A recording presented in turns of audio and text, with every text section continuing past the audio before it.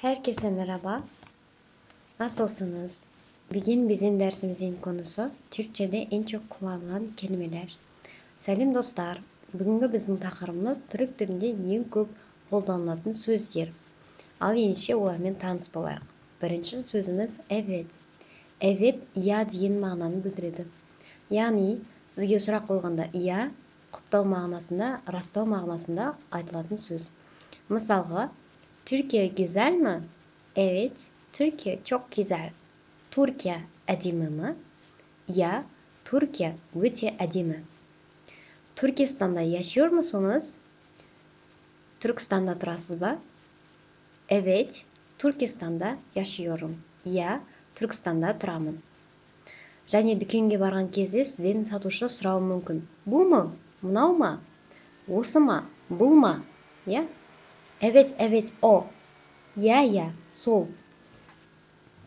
Деген мағынада, яғни evet деген сөзіміздің мағынасы ya деген сөз екен. Келесі, hayır. Hayır осы сөзге антоним, яғни жоқ деген мағынаны білдіреді. Мысалы, Türkçe zor mu? Hayır, Türkçe zor değil. Түрік тілі қиын ба? Zor деген, қиын деген мағынаны білдіреді. Türkçe zor mu? Қиын ба? Hayır, жоқ. Түрік тілі қиын емес. Yine bir daha örnek. Kelesi bir misalımız. Çimkent küçük mü? Hayır, Çimkent küçük değil. Шымкент қаласы кішкентай ма? Hayır, жоқ, Шымкент кішкентай емес. Ya, өздеріңізге мәлім, Шымкент біздің еліміздегі 3-ші үлкен қала болып саналады. Сол үшін оны біз кішкентай деп айта алмаймыз. Келесі мысалымыз. Аслан бей орда mı? Aslan Mırza sol жерде mi? Hayır, Aslan Bey orada değil. Жоқ, Aslan Bey, Aslan Mırza бұл жерде емес. Келесі мысалымыз var. Var, ол бар деген сөз. Мысалы, benim 3 kardeşim var. Менің 3 бауырым бар. Кардеш бұл түрік тілінде абла, яғни әпкені, ағаны, ініні кардеш деп айтамыз. Яғни бауыры деген сөз. Келесі мысалымыз onun arabası var. Onun arabası var. Güzel mi? Güzel деген өлең таныс болар сізге. Сол жерде onun arabası бар деген, оның машинасы, көлігі бар деген сөз. Қазақ тіліндегідей бар деп аударылады. Келесі мысалымыз. Onun gözlerinde mutluluk var. Оның көздерінде mutluluk var. Mutluluk деген бақыт деген сөз. Яғни оның көзінде шаттық бар, қуаныш бар деп аудара аламыз. Келесі сөзіміз ama. Ama бұл бірақ деп аударылады. Бірақ дегенмен, алайда деп аударылады. Түрік тілінде бұдан басқа аманың басқа синонимдері көп, бірақ ең көп қолданылатыны ama. Бірақ söz verdin ama aramadın. Сен маған сөз бердің, бірақ іздемедің деген мағына. Яғни бұл жерде байқағандарыңыздай бірақ деген мағынаны білдіреді. Ama ben iyi değilim sensiz. Бірақ менің жағдайым сенсіз жақсы емес. İyi жақсы, değil емес. Менің жағдайым сенсіз жақсы емес. Ama деген сөздің бірақтан басқа мағынасы бар. Ол 3-ші мысалға қарасаңыздар, ол әсірелеу мақсатында қолданылады. Мысалы, güzel ama çok güzel bir kız.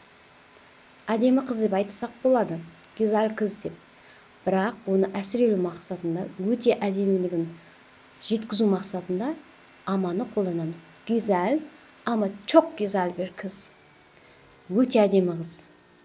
Әдемі, бірақ өте әдемі қыз, яғни өте тым ерекше әдемі деген сипатты білдіріп тұр.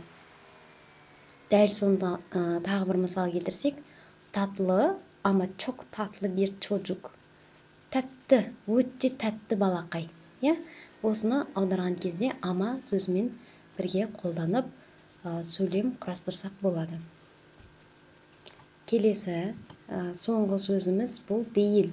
Байқағаныңыздай бұл емес деген мағынаны білдіреді.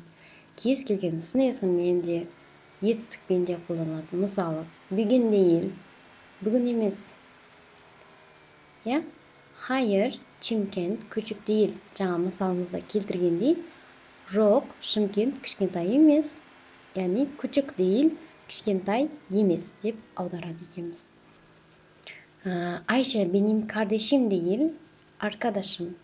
Ayşа менің қарындасым емес, бауырым емес, кешіріңіздер, досым. Бұл жердегі değil байқағаныңыздай емес деген мағынаны білдіріп тұр.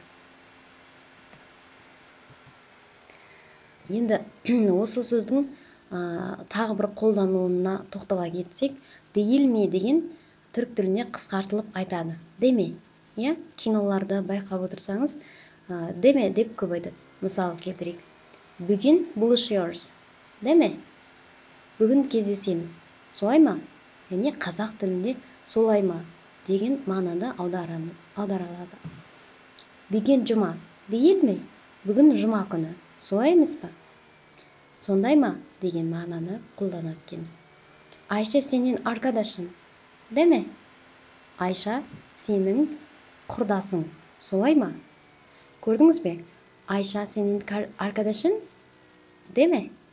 Ya, сондай ма деген мағынада қолданылады екен. Бүгінлік bu kadar.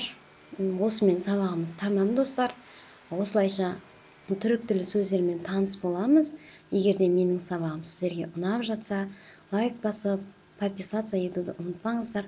Мен ары қарайда түрік тілінде қолданылатын сөздерді бірге таныстыратын боламын. Сау болыңыздар. Келе-келе.